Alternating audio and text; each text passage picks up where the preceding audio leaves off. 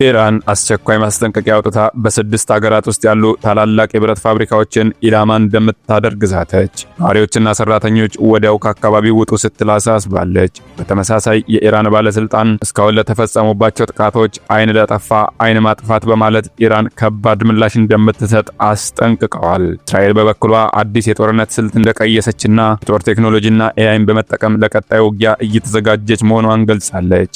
መካከለኛው ምስራቅ ሁኔታ በፍጥነት እየተቀያየረ ነው። ዝርዝር መረጃውን የማስደምጣችሁ ይሆናል። በህወሓትና በፌዴራል መንግስት መካከል በውጭ ሀገር የተጀመረ ድርድር እንደነበረ መረጃዎች እየወጡ ነው።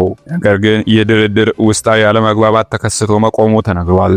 የአመራር ልዩነትና የውጭ ግንኙነት ጉዳዮች ዋነኛ ምክንያት መሆናቸው ተሰምቷል። ይህ የተጀመረው ውይይት ለምን ተቋረጠ? በዝርዝር ታደምጡታላችሁ። ታዋቂ አርቲስቶች ፊንቴክ ኢንቨስትመንት በሰራው ማጭበርበር ውስጥ 8 ሚሊዮን ብር መኪና ስጦታ ተቀብለዋል ተባለ። አርቲስቶቹ በቁጥጥር ስር ውለዋል። በዝርዝር ታደምጡታላችሁ። ማለዳ ግሎባል ቤተሰቦች እኚህንና በርከት ያሉ ሰበር መረጃዎችን ይዘን ቀርበናል። ቻናላችንን ሰብስክራይብ እያደረጋችሁ የደውል ምልክቱን መጫን አትዘንጉ። መረጃውን አብረን እንከታተል። በአሁኑ ሰዓት የተገኘ መረጃ እንደሚያመላክተው ኢራን ከጦርነቱ ጋር ተያይዞ እጅግ ከባድ አስቸኳይ መግለጫ አውጥታለች። በዚህ መግለጫ በ6 ሀገራት ውስጥ የሚገኙ ታላላቅ የብረት ፋብሪካዎች በቀጣይ ጥቃቶቿ ኢላማን እንደምታደርግ አስታውቃለች። ከዚህ ጋር ተያይዞ በእነዚህ ፋብሪካዎች አቅራቢያ የሚኖሩ ነዋሪዎችና ሰራተኞች አካባቢውን በአስቸኳይ ለቀው እንዲወጡ ማስጠንቀቂያ ሰጥታለች። የኢራን አብዮታዊ ዘብ የአየር ኃይል አዛዥ በዛሬ መግለጫቸው ከአሁን በኋላ የሚወሰደው እርምጃ አይን ላጠፋ አይን ማጥፋት መሆኑን ግልጽ አድርገዋል።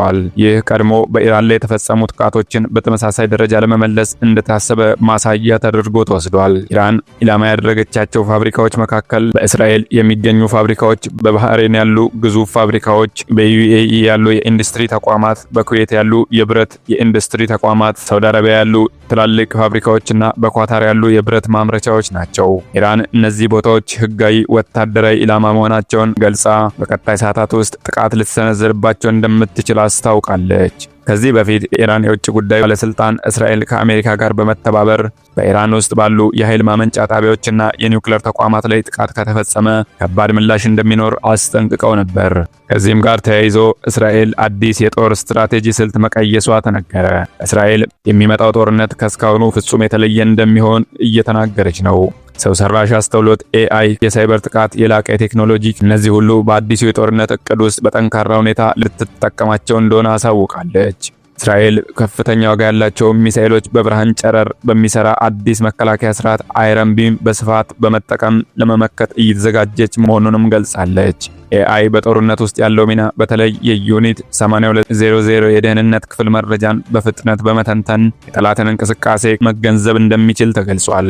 ይህም በጦርነት ጊዜ የውሳኔን ጊዜ እጅግ እንዲቀንስ ያግዛል ተብሏል።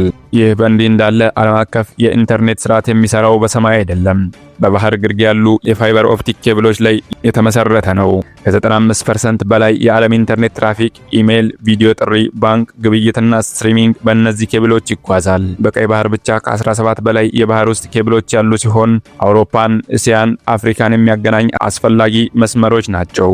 ነገር ግን የመካከለኛው ምስራቅ ጦርነት ይህን ስርዓት አደጋ ውስጥ ከቶታል ተብሏል። ኢራን ከዚህ በፊት በባህር ውስጥ ፈንጂዎችን በመጠቀም የመርከብ እንቅስቃሴዎችን አስተጓጉላለች። አሁን ደግሞ እነዚህን የኢንተርኔት ኬብሎች ልትቆርጥ እንደምትችል ማስጠንቀቂያ አውጥታለች። ኢራን ይህን እርምጃ ብትወስድ በአንዳንድ ክልሎች ሙሉ በሙሉ ኢንተርኔት ሊቋረጥ ይችላል። በተለይም ህንድ፣ ፓኪስታንና መካከለኛው ምስራቅ ከፍተኛ ኢንተርኔት መቋረጥ ሊገጥማቸው ይችላል ተብሏል። በተያያዘ መረጃ ሌሊቱን በኢራን ዋና ከተማ ቴህራን የሚሳኤል ጥቃቶች ሲሰሙ ኢራንም ወደ እስራኤልና የባህረ ሰላጤው ሀገራት ሚሳኤሎችን መተኮሷ ተገልጿል። በእስራኤል የአደጋ ጊዜ አገልግሎቶች በማዕከላዊ እስራኤል የደረሰን የሚሳኤል ጥቃት ሰዎች ላይ የመቁሰል አደጋ እንዳደረሰና የአንድ ሰው ህይወት ማጥፋቱን አስታውቀዋል። በተመሳሳይ ጊዜ ከየመን ሀውቲ የተወነጨፈ ሚሳኤል በእስራኤል የአየር መከላከያ ስርዓት መመታቱ ተገልጿል። በኦማን ደቡባዊ ክፍል ባለው ሳላህ ወደብ ላይ በተፈጸመ የድሮን ጥቃት አንድ የውጭ ዜጋ ቆስሏል ተብሏል። እንዲሁም በዩኤኢ፣ ኩዌትና ባህሬን የአየር መከላከያ ኃይሎች የተለያዩ የኢራን የድሮን ጥቃቶችን ሲመክቱ ማድራቸው ተገልጿል። በአቡዳቢ ከኢራን የተሰነዘረ ሚሳኤል ጥቃት በሰዎች ላይ የመቁሰል አደጋ አስከትሏል። ሳውዲ አረቢያ ሪያድም የኢራን የድሮንና የባላስቲክ ሚሳኤል ጥቃቶችን በአየር መከላከያ ስርዓቷ መታ መጣሏን አስታውቃለች። በኩዌት ዓለም አቀፍ አየር ማረፊያ ላይ የድሮን ጥቃት መፈጸሙ ሲገለጽ ጉዳቱ ውስን ቢሆንም በቴክኒክ መሳሪያዎች ላይ ተጽዕኖ እንዳሳደረ ተነግሯል። በሰው ላይ የተመዘገበ ጉዳት እንዳልነበረም ተገልጿል። ከጦርነት አፋፍ ወደ ድርድር ሊመለስ የነበረው ጉዳይ አሁን በውስጣዊ ክፍፍል ምክንያት መሃል መንገድ ላይ ቆሟል ተባለ። ከአዲስ አበባና መቀሌ መካከል ያለውን ውጥረት ለመቀነስ በሚስጥር የተጀመረው የድርድር ሂደት በአሁኑ ጊዜ አጣብቂኝ ውስጥ መግባቱ ተሰምቷል። በከፍተኛ ሚስጥር የተካሄደው ይህ ድርድር ሁለቱን ወገኖች ወደ ቀጥተኛ ድርድር ለማምጣት ታልሞ ነበር ተብሏል። ነገር ግን ሂደቱ ወደ መገባደጃው ሲቃረብ ችግር እንደገጠመው ምንጮች ገልጸዋል። ይህ የድርድር ሂደት በአውሮፓ ዲፕሎማቶች ድጋፍ በሶስተኛው ወገን መካከል ሲካሄድ ቆይቶ ቀጥተኛ ውይይት በፊት ያለው ደረጃ ደርሶ ነበር ተብሏል። ነገር ግን በህወሓት ውስጥ የተፈጠረ ውስጣዊ ክፍፍል የድርድሩን ተስፋ እንዳጨለመው ተሰምቷል። የህወሓት አንድ ቡድን ወደ ድርድር መግባቱን ቢደግፍም ሌላው ቡድን ግን በተለይ ከውጭ ኃይሎች ጋር ያለውን ግንኙነት እንዳይረብሸው በመስጋት እንዳልተስማማ ተገልጿል። የመረጃ ምንጮች እንደሚጠቁሙት በከፍተኛ ደረጃ ያሉ አንዳንድ ወታደራዊ አመራሮች ድርድሩ ከተወሰነ ሀገራት ጋር ያለውን የተመሰረተ ግንኙነት ይረብሻል የሚል አቋም አንጸባርቀዋል ብለዋል። በሌላ በኩል ፖለቲካ አመራሮች ቀጥተኛ ድርድር ወይም ወደ ሰላም ለመመለስ እንደሚያግዝ በማመን ድጋፍ ሰጥተውት ነበር ተብሏል። በዚህም የተነሳ የተጀመረው ድርድር ወደ ቀጥተኛ ድርድር ለማምራት ከፍተኛ እድል ነበር ብሎ ቢጠበቅም አሁን ግን በውስጣዊ አመለካከት ልዩነት ምክንያት መሃል መንገድ ላይ መቆሙ ተነግሯል። ታዛቢዎች ይህ ሁኔታ ካልተፈታ የወደፊት የሰላም ጥረቶችን ሊያዳክም እንደሚችል ሲያስጠነቅቁ፣ ሌሎች ደግሞ ድርድሩ እንደገና ሊቀጥል ይችላል የሚል ተስፋ አላቸው ተብሏል።